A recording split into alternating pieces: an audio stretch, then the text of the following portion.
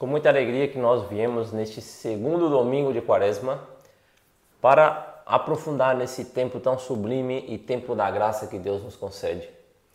Semana passada nós meditamos o deserto. Um deserto que, ao mesmo tempo que se pensamos e como meditávamos, pode se tornar um oásis, um jardim florido, se nós bem passamos nele. E a semana passada tivemos um impulso. Como nosso Senhor Jesus Cristo, o Espírito Santo também queria nos impulsar a algo. E que foi isso? Por isso, amados irmãos, um feliz domingo para vocês aí. É isso.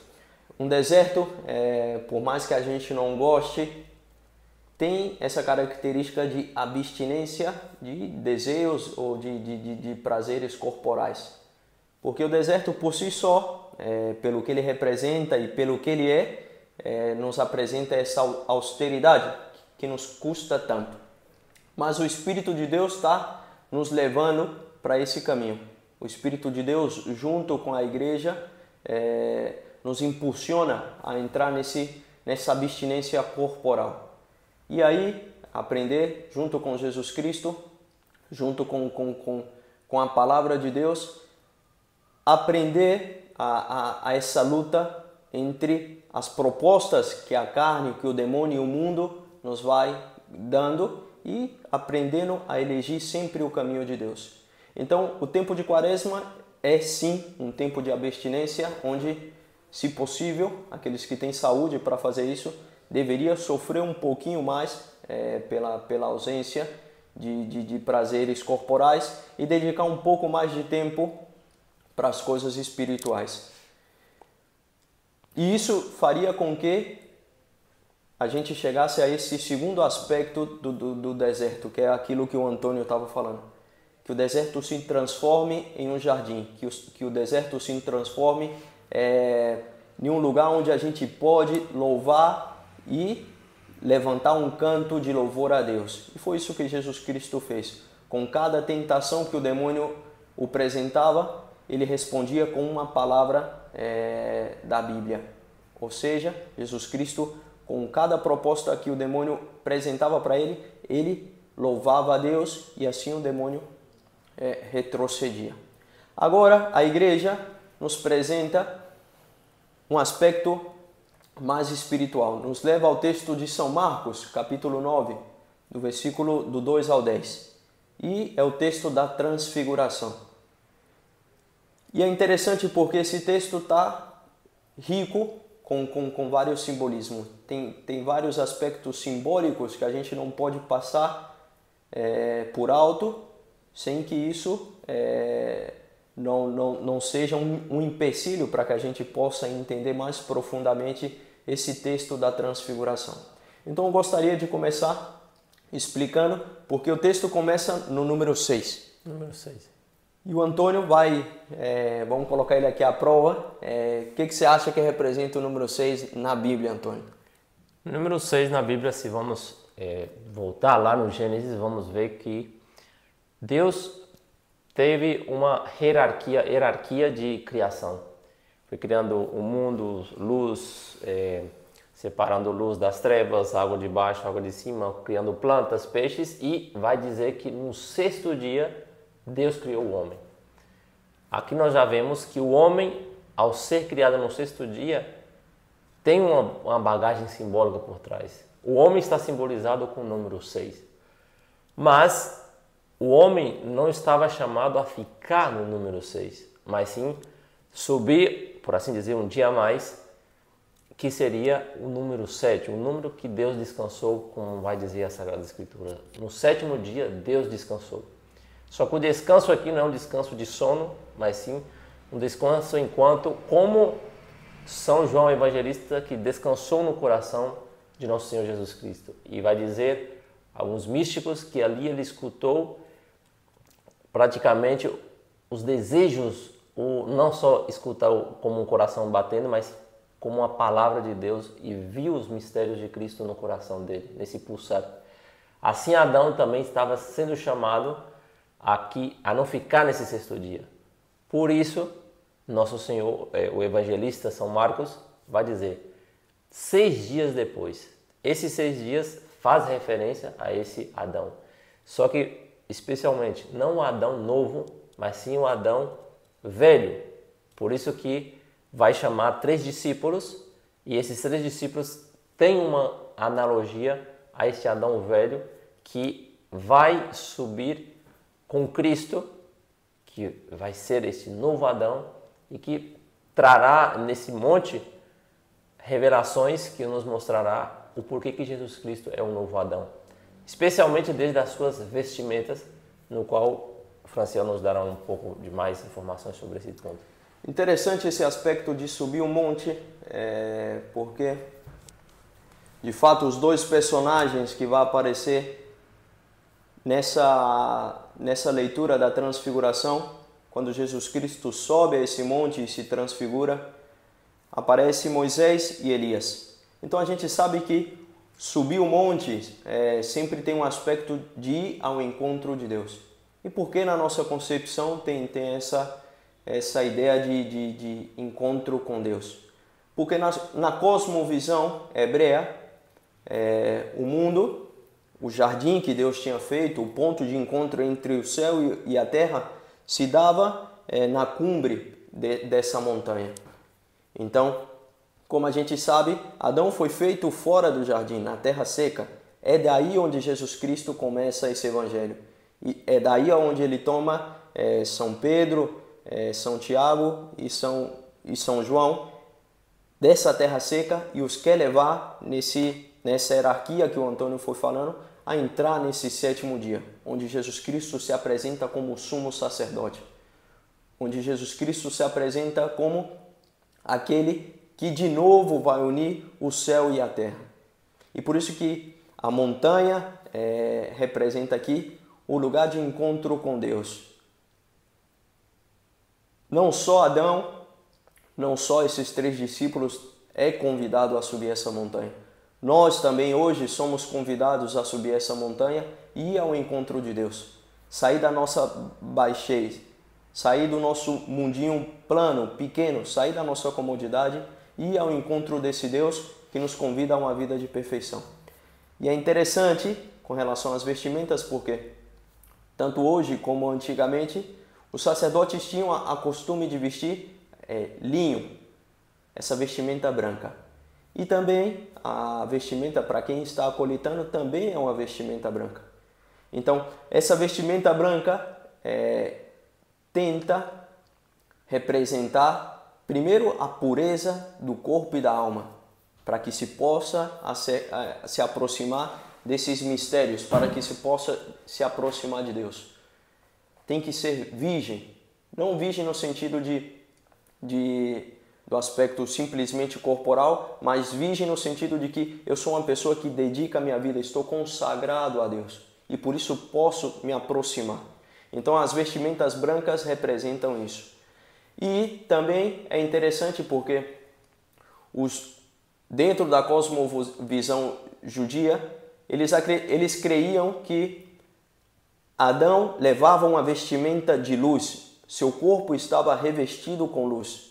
E essa luz era uma forma visível que a graça de Deus se manifestava no corpo de Adão. Então, logo em seguida, quando Adão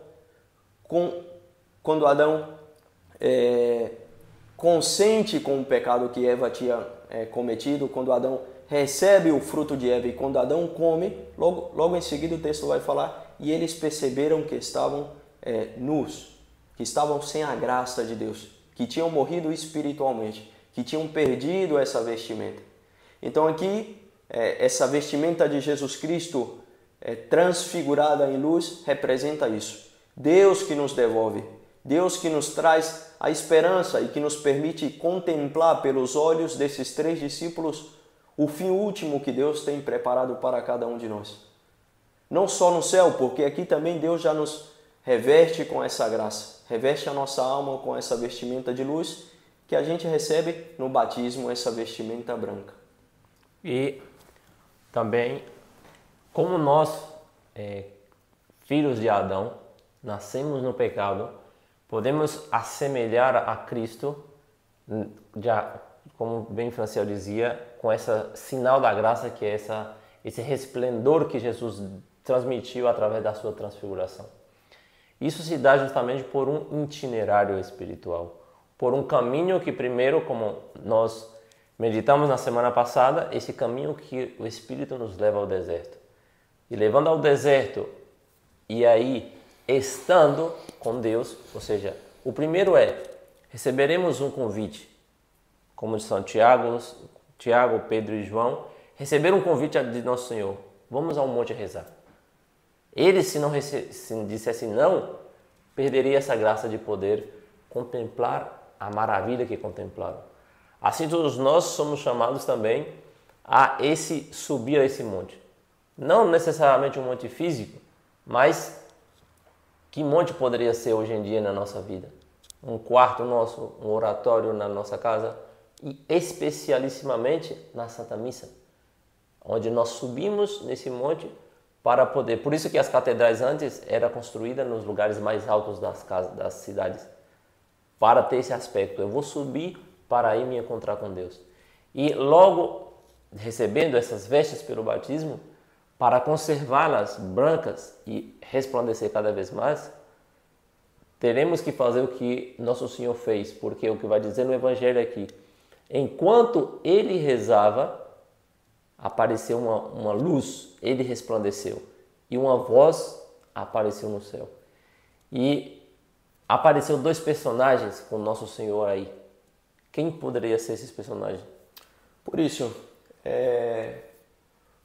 os 2 personagens que aparecem aí são Moisés e Elias. E o que caracteriza esses 2 personagens é o desejo de ver a Deus. Elias, quando a gente sabe, depois que teve essa guerra contra os falsos sacerdotes, se refugia em uma montanha e aí tem uma manifestação e vê vários elementos naturais acontecendo e reconhece a Deus nessa brisa suave. Elias reconhece a Deus nessa brisa suave que passa. Por outro lado, Moisés, que também, subindo ao monte, buscava constantemente essa intimidade com Deus, era convidado por Deus para participar dessas visões beatíficas que ele tinha. E Moisés sempre teve esse desejo infundido de querer ver o rosto de Deus, de querer ter uma intimidade mais profunda, ver a Deus cara a cara. E Deus fala para Moisés que vai permitir que ele o veja, mas que simplesmente vai permitir que Moisés veja as suas costas. E por que as costas de Deus? Porque esse Deus que se revela para Moisés é nada mais, nada menos do que o próprio Jesus Cristo, o Verbo encarnado. Foi com as costas de Jesus Cristo, foi com as suas costas que ele carregou essa cruz e foi também com as suas costas que ele redimiu a humanidade. É por isso que na Santa Missa, o Padre, quando eleva o corpo de Cristo, fala: eis o Cordeiro de Deus que leva sobre si os pecados do mundo. Então Moisés contempla, no Êxodo ele contempla essas costas de Deus. Mas aqui, nesse monte, Elias e Moisés já não veem simplesmente elementos, já não veem simplesmente a sombra. Aqui eles contemplam o próprio Deus. Elias reconhece essa brisa suave nessa presença de Jesus Cristo. E também Moisés tem o seu desejo de contemplação satisfeito nessa visão beatífica. Aqui os 2 estão participando dessa glória de Deus e estão vendo cara a cara o próprio Filho de Deus. Então, Elias é representado pela profecia e Moisés pelas leis, a Torá, os 5 primeiros livros da Bíblia. E eles são nada mais, nada menos do que uma potencialização para que a gente possa ver o tamanho e a grandeza de Jesus Cristo. As profecias de Elias encontram a sua plenitude em Jesus Cristo. As leis de Moisés também encontram a sua plenitude em Jesus Cristo. Jesus Cristo é esse Cordeiro elegido, entre Moisés e Elias, entre Pedro, Santiago e João, ele é o filho predileto de Deus. Ele é o cordeiro intacto, sem mancha, e por isso se manifesta com essa luz branca, porque é nele, ele é o começo, ele é o fim de toda a criação. E também outra característica que nos apresenta Moisés e Elias é que eles, por assim dizer, são os personagens principais do Antigo Testamento. Ou seja, eles são aqueles que representam as leis e as profecias. Ou seja, todo o Antigo Testamento está simbolizado nesses dois. E o Antigo Testamento é uma sombra, uma prefiguração daquele que Moisés e Elias estão contemplando aí, a nosso Senhor Jesus Cristo. Mas, chegando agora no final desse vídeo, podemos pensar, mas que isso tem que ver com nossa vida? Como eu posso alcançar a graça de ver a Jesus nessa transfiguração? E o que esse texto da transfiguração tem que ver com a quaresma? Porque se está mostrando glória, está mostrando beleza, Pedro que quer ficar no monte, o que isso tem a ver com a quaresma? É mais ou menos comum. Imagine que você tenha que fazer uma viagem para lá competir um jogo, vamos dizer, olímpico, alguma coisa, e tem um prêmio. E o prêmio é que você ficaria, por assim dizer, como quase que um rei. O que é essa transfiguração é mostrar praticamente o final. Antes de você começar o caminho, aparecer já uma imagem de que você já seria o vencedor. Essa é também um dos sentidos principais dessa transfiguração.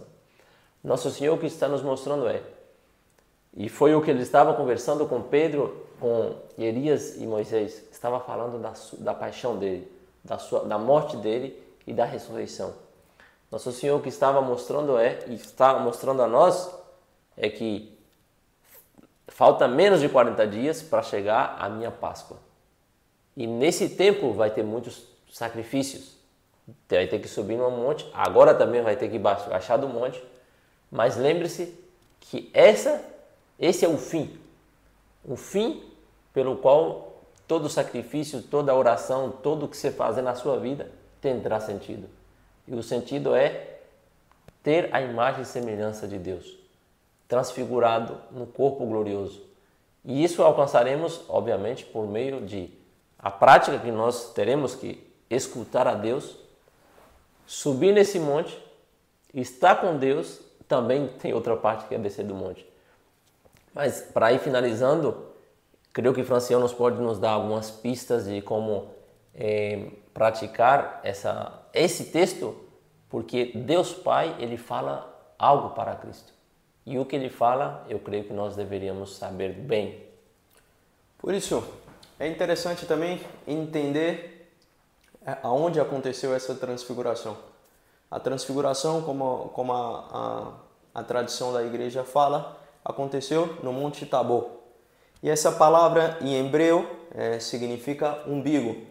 É interessante, né? Por que umbigo? E é umbigo porque ele se encontrava no centro de vários caminhos, no cruzamento de vários caminhos. A gente sabe que Jesus Cristo se manifesta aqui no Monte Tabor. E a gente sabe também que Jesus Cristo vai sofrer outra transfiguração no Monte Gólgota. Aqui ele se manifesta revestido de luz, de beleza. E lá no Monte Gólgota vai ser comparado a um verme, que olharam para ele e não o reconheceram, porque parecia um verme, de tão ferido que estava. Então, o sentido último da contemplação é ver a Deus. Esse é o sentido último da nossa vida. Todos os nossos esforços devem apontar para isso. Todos nós fomos feitos para ser contemplativos, fomos feitos para ver a Deus. E essa é a alegria do nosso coração, essa é a alegria da nossa vida. Então, o Monte Tabor representa aqui, como o Antônio falou, dedicar tempo à contemplação, dedicar tempo à oração, dedicar tempo a sentir o gosto de escutar uma boa música, sentir o gosto de contemplar a beleza de um sol radiante. sentir o gosto, contemplar as maravilhas que Deus faz a cada dia e a cada momento. A gente deve estar atento, com o coração aberto, mas principalmente com os olhos abertos.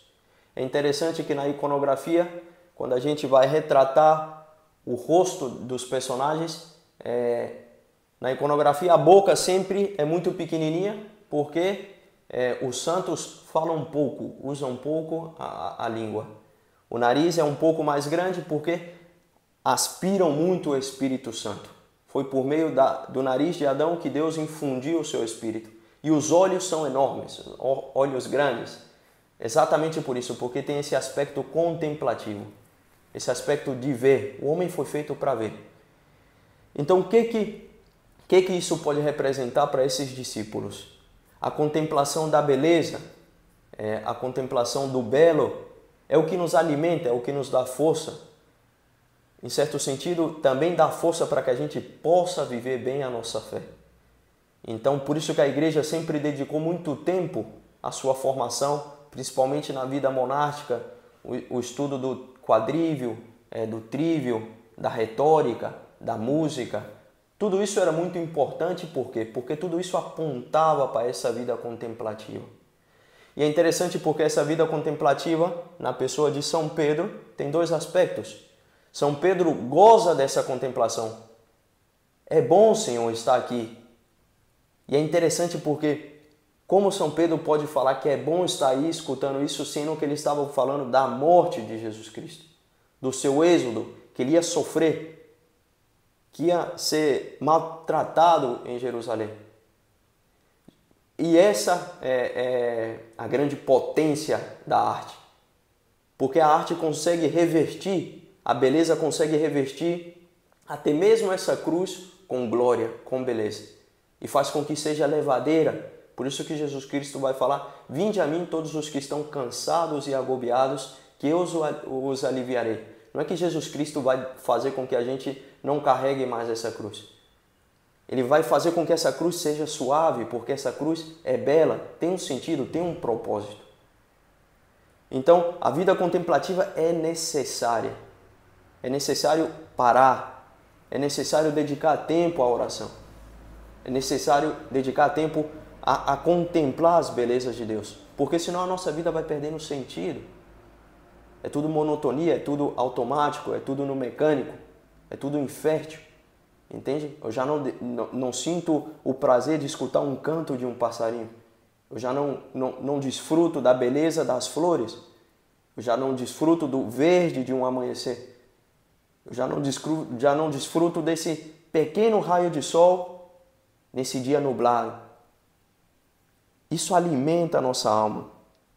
Isso são signos e são demonstrações do amor que Deus tem por cada um de nós. E o que São Pedro fala? Fiquemos aqui. E o texto vai falar que São Pedro não sabia o que estava falando. Porque essa contemplação deve culminar em sacrifício, em trabalho, em sair de mim mesmo, em entregar-me pelo outro. Porque quando eu contemplo a beleza, eu contemplo a cruz.